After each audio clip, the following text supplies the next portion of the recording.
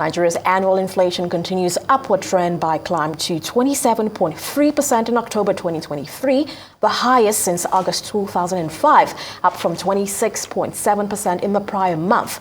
Now, prices of food, which is the most relevant in the CPI basket, picked up to 31.5% in October, the highest since August 2005.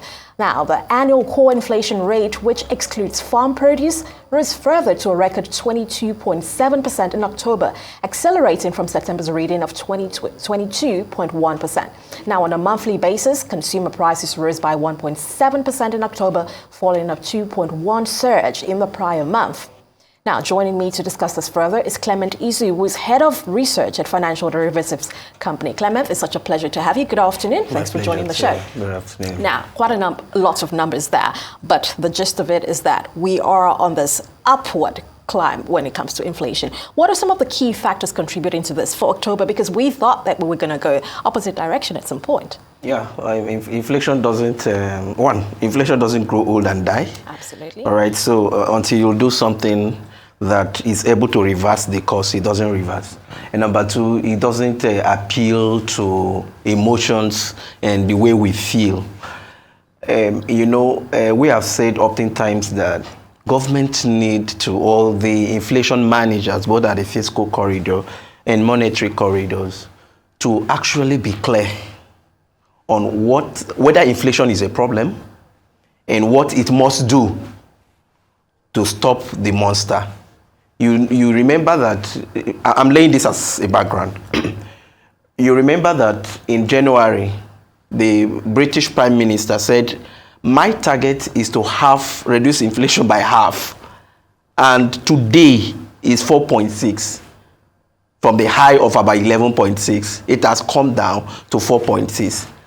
The United States government came up and said, we have Inflation Reduction Act. We must do something. Energy is a problem, we must tackle it. And today it is 3.2. Ghana began its own process. And today from 56%, now we're having 35.2%. So the factors that drive inflation are clear. Why I'm laying this foundation is because most times there are a lot of arguments around what are the real factors. Everybody has surrendered to the argument that they are purely structural in terms of road and all of that, which are there. But the fact that I have compared the money growth in money supply, Nigeria, US, Ghana, I discovered that when inflation was low in 2021, money growth was relatively low. In 2022, in fact, US money growth was even in the negative, minus 0.07. And in 2023, it's minus 2.32. And you see where inflation has come down to.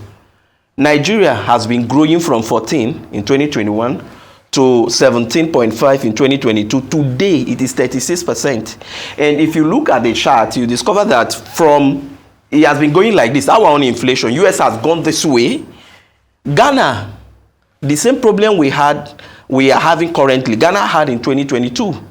Their money supply rose to 45% growth rate, 45% growth rate in 2022, and they had it at a high of 56. Today, their money supply growth has begun to taper.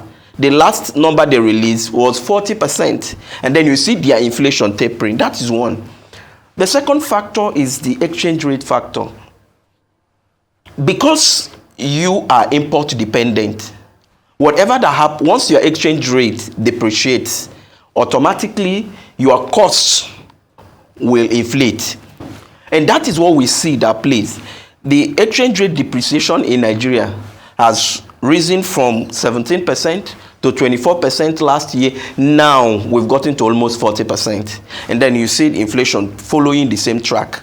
Ghana exchange rate was about 30% last year, and you see the inflation at all-time high. Now it's about 22%. That's, the depreciation. Now it has come down to 22%. You see them getting results.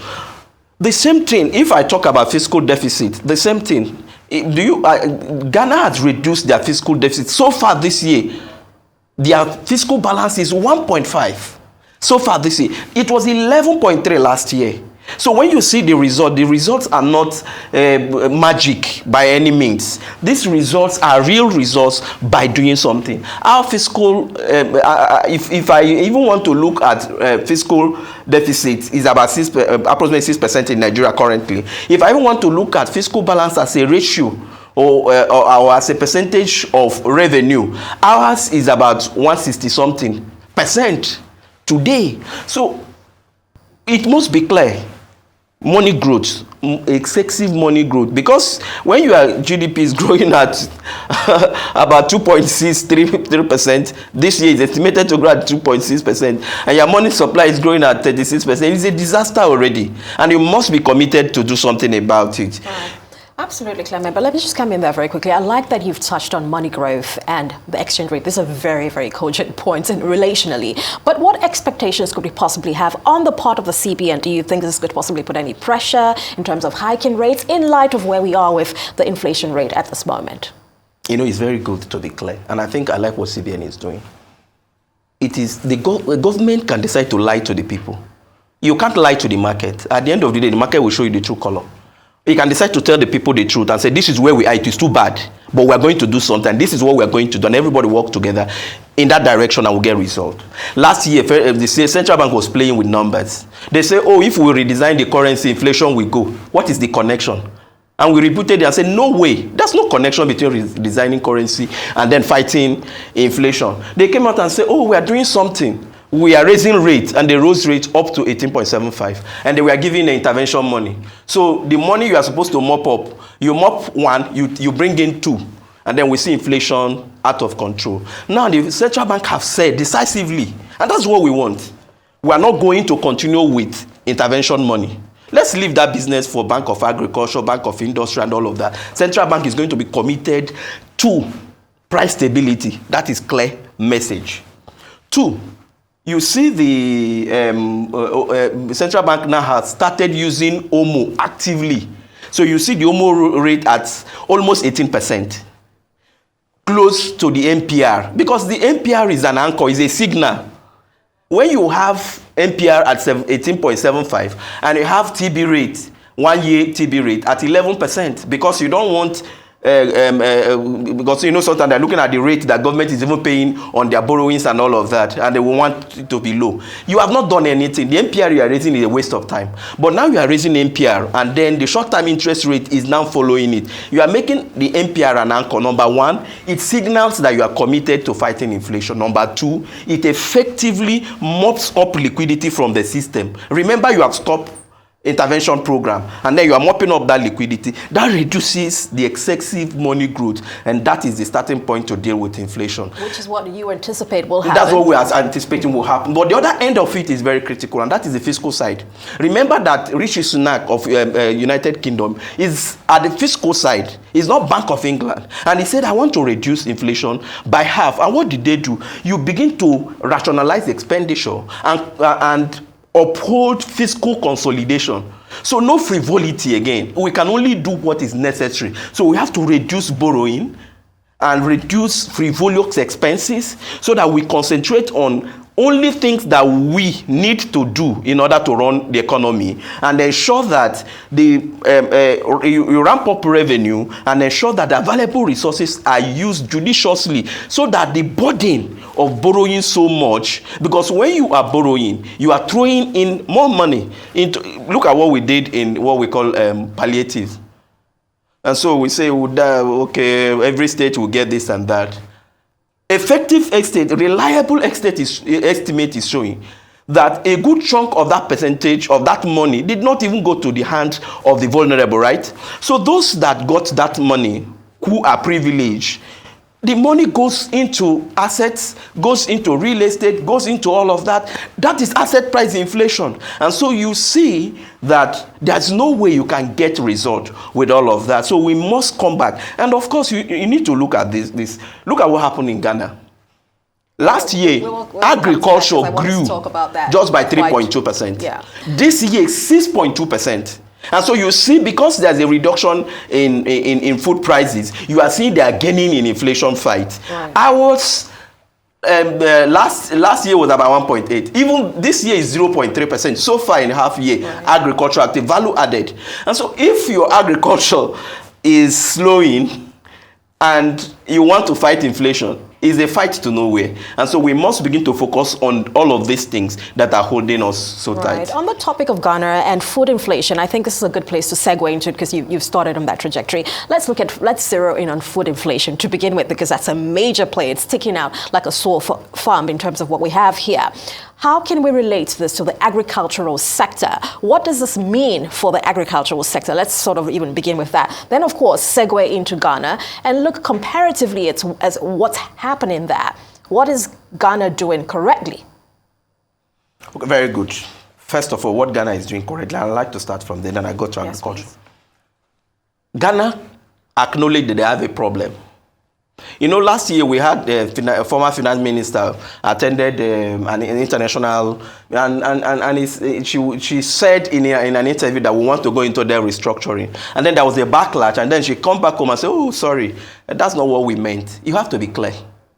Ghana knew they have a problem. They have acknowledged that they have a problem, and they began a program of debt restructuring with the IMF, with the creditors, and all of that. And that is a clear path. And for them to effectively achieve that goal, there are policies that they must, because what took Ghana to where they are today is recklessness.